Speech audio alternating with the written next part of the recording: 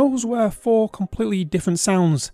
Same starting patch, one button, about 30 seconds, and I'm about to show you how Omnisphere 3's patch mutations feature might be the most creative tool you've never heard of.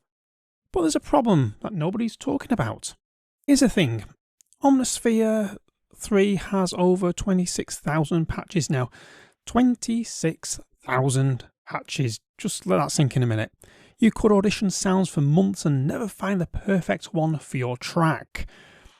And even when you find something close, you end up tweaking it for hours, filters, envelopes, oscillators, effects chains. It's just endless what you can do. You came here to make music, not get a PhD in synthesis. But what if I told you Omnisphere 3 can take any patch and instantly generate dozens of variations that are, this is the really wild part, still musically usable. No random chaos, no starting from scratch, just intelligent, inspiring alternatives. And that's what patch mutations does. And by the end of this video, you'll know the exact workflow I use to generate absolutely loads of variations in under 5 minutes. But first, you need to understand what makes this feature so different from anything else in the synth world. Because if you use it wrong, you're going to waste hours, but use it right and you'll never have writer's block again. I'm Adrian Earnshaw, and if you're diving into Omnisphere 3, do hit that subscribe button. I'm releasing detailed tutorials in every new feature, and you don't want to miss what's coming next. Alright, let's demystify this. Patch mutations live in Omnisphere's mini browser, but here at the bottom, right here, just right here, at the bottom of the interface, when you click this button, Omnisphere analyzes the patch you're currently using and intelligently swaps out the wavetables or sound sources that are powering that patch. But here's the real genius part, it's not random. Omnisphere looks at the characteristics of your original sound sources and finds related alternatives. So if you start with a warm analog pad, your mutations will explore different flavors of warmth, different analog textures, different movement patterns, but they'll stay in the same sonic family. Unless you tell it to go completely insane. And yes, we're going to do that in a very short while. So think of it like this. You have a recipe for chocolate cake. Mutations don't turn it into a salad. They give you dark chocolate cake, mocha cake, chocolate cherry cake, flourless chocolate cake, variations on the theme, just not random desserts. And here's what makes this a workflow game changer. Every single mutation is automatically saved. You don't lose anything. You can explore, experiment, go wild, and Omnisphere just remembers it all, so you can come back to it later. And that's what we have here, those 3 patches that we created a moment ago. So no more, wait, what did it just do moments. It's all there, catalogued, ready to audition whenever you want. Omnisphere 3 gives you 2 mutation levels. You have the default and you have the extreme. And the difference between them is, well, let me just show you, because this is the fun way of explaining things. So let's start with a pad. We go into ambient dreams. Let's go for pads. Where are we? Pads. There we go. Vintage. And we'll go for full of doubts because we haven't got a clue what's going to happen. So let's start with this pad. It's beautiful, atmospheric. Perfect for a cinematic track. Now I'm going to click mutate with default mode selection, and this is what happens. We now have subtle difference.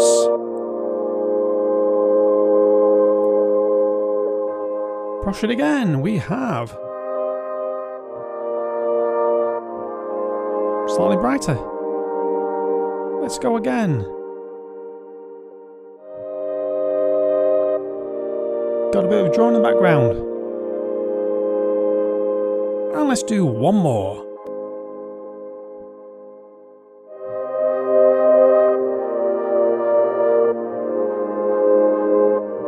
All on the theme.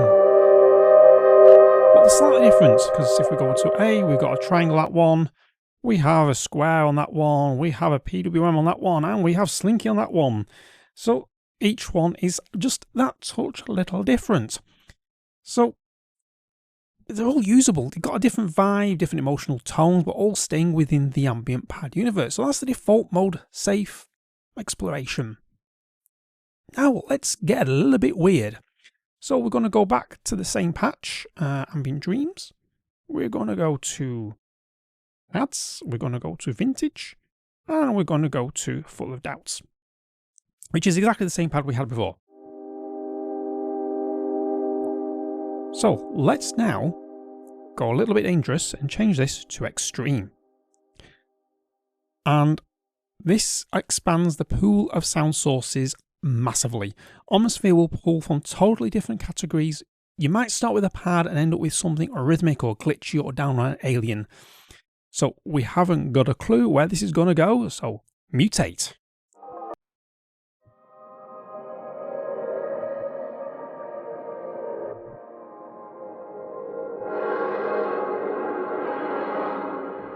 Let's go again.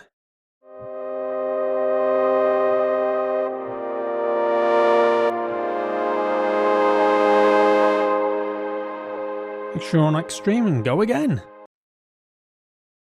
So we get to another one. Now that is completely different. That's quite aggressive actually. Let's go one last time, here we go. One last time, let's see what we get this time. Now we're in horror film territory.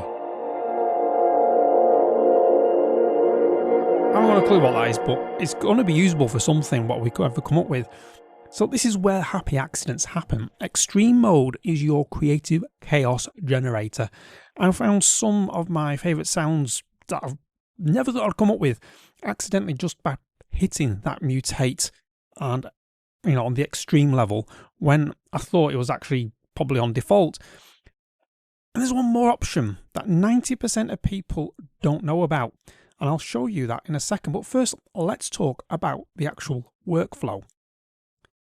Okay, real world scenario time. I'm going to work on an ambient track and I need a pad that evolves over 8 bars, something hypnotic but not static. This is how I could use mutations to find something quite quickly. So I'll go to Ambient Dreams, I want pads, and I want something evolving. Right, okay, let's just pick something at random. Physphonics Build Solar.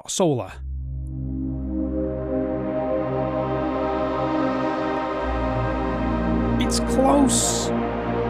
It's, you know, it just has not enough movement. So instead of diving into Synth Engine, I'm just going to go straight into Mutations. So I'm just going to hit Mutate, Mutate, Mutate, and Mutate. So now I've got, what have we got? We've got 3 or 4 pads straight away. So this is a crucial bit. I auditioned them in my project, not solo, but tonight we're just going to do solo mode.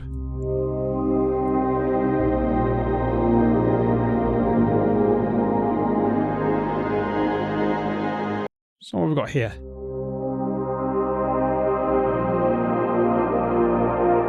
No, that's close. That's close to what I'm after. Ah, now we're getting better.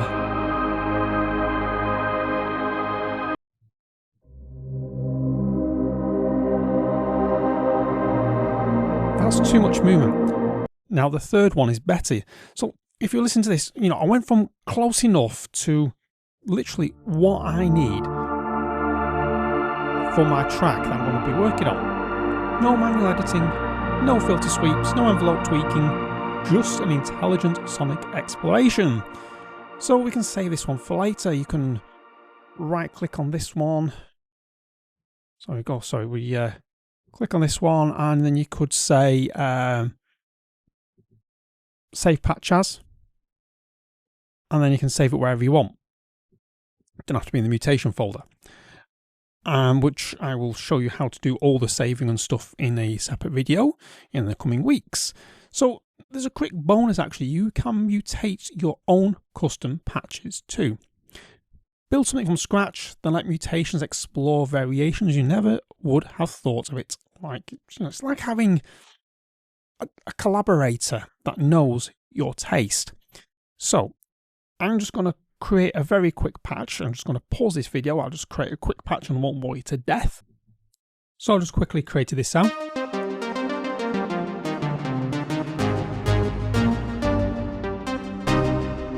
A nice little plucky synth sound. So remember I said there's a hidden option most people miss. It's this checkbox. Here that says core library only. By default, it's off, which means mutations will it's on, so mutations will search through just the core library only. So if I turn this off, as it is now, it will include Omnisphere's core library, but also any third-party library you've installed, any satellite instruments from other Spectrasonics products, and even your own custom imported audio. If you turn it on, then mutations will only pull from Omnisphere's core factory sounds. So why does this matter? There's two reasons. First, if you're collaborating or sharing patches, core library only guarantees anyone with Omnisphere 3 can open your mutations. If you use the third-party libraries, your collaborator might not have them and the patch will just break. You just won't be able to use it. The second reason is it speeds up the mutation process. A smaller pool of sources means faster analysis generation. On huge libraries with thousands of custom samples, this does make a difference, and I have gazillions in this Omnisphere 3, so this could be run a bit slow when I hit mutation in a minute. You know, I like to keep it off because when I'm exploring for my own projects, I can just create something interesting each time. But I turn it on when I'm creating presets to share with sort of like students and sell online, if I'm just going to do something that's different. It just depends on your workflow, but I always start from a patch I've created.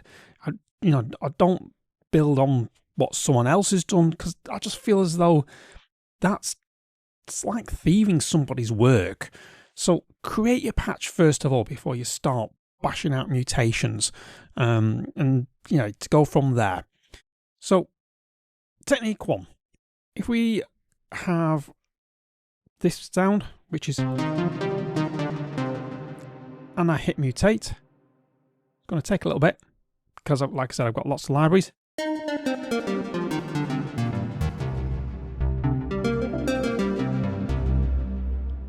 I hit mutate again.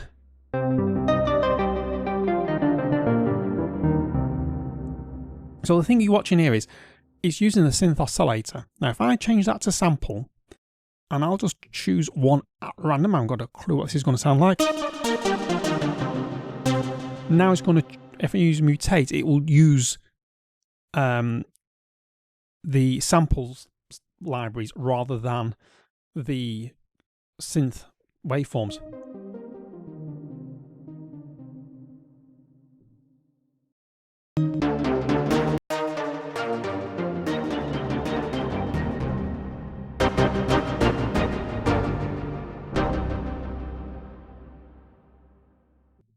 Okay, here's one absolute super tip. So you've created absolute stacks of mutations, but you can't delete them from within Omnisphere. You can't just delete them from the browser for some bizarre reason. So the way you do this is you go to your Spectrasonics folder, you find your Steam folder, you then go into Omnisphere, then you go into Settings Library, then you go into Patches. Now in Patches, we've got a folder called Mutations. Don't delete that folder. Instead, go into that folder and you will see all the patches we've created. So what I want to do is highlight the first one, hold Shift, highlight the second folder, and simply delete. So next time you boot up Omnisphere 3, you should have a clean mutation folder. And we'll just demonstrate that that's worked. So we're back in Omnisphere, and I'm just going to create a new mutation. Doesn't matter which one it is. So we've got, I'll hit mutate. Now it's going to create a mutation of that particular patch like we showed in the video. And you will see now I've actually still got the patches showing that we just deleted. Now to get rid of those, all you need to do is hold Alt on a PC, Option on a Mac, and that little half circle, refresh, hit that.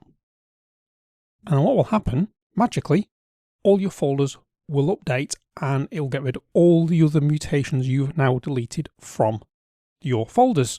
So a little quick tip, but I do wish Omnisphere would allow you to literally delete from the mutation folder directly rather than having to do this little workaround. So here's your action plan. Open Omnisphere 3 right now, pick literally any factory preset, click mutate 10 times, audition them, hang on to your top 3, expand your sonic palette in just under 5 minutes. The best thing I can also sort of like ask you to do as well is create your own patch from scratch and hit mutate. You get so much more fun and enjoyment out of this, and you start learning more about synthesis and how it all works. So if this changed how you think about Omnisphere 3, do me a favour and do smash that like button.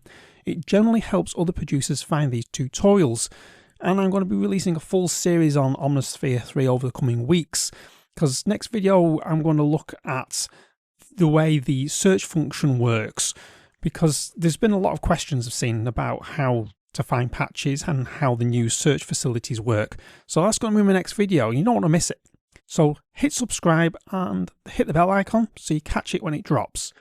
Do drop a comment and tell me what's your favourite Omnisphere 3 feature so far. What have you discovered that you think that this is just an absolute game changer? Are you using Mutations for sound design, or are you an old school tweak heavy parameter kind of producer? I'm really curious. You know, I've got a foot in both camps because I am a sound designer. I create my own sounds, I create my own samples, import my own samples. But that mutation button, it just makes me rethink sometimes about where I could go with the sound design. Oh, one more thing. In the next video I said about the patch, the search facility. We're going to sort of tie this all together with the search, the mutations, the global controls to try and sort of like create some custom patches faster than any preset browsing, sort of like doom scrolling. It's really going to save you hours every single session. So until then, stay creative, stay sonic, and I'll catch you in the next one.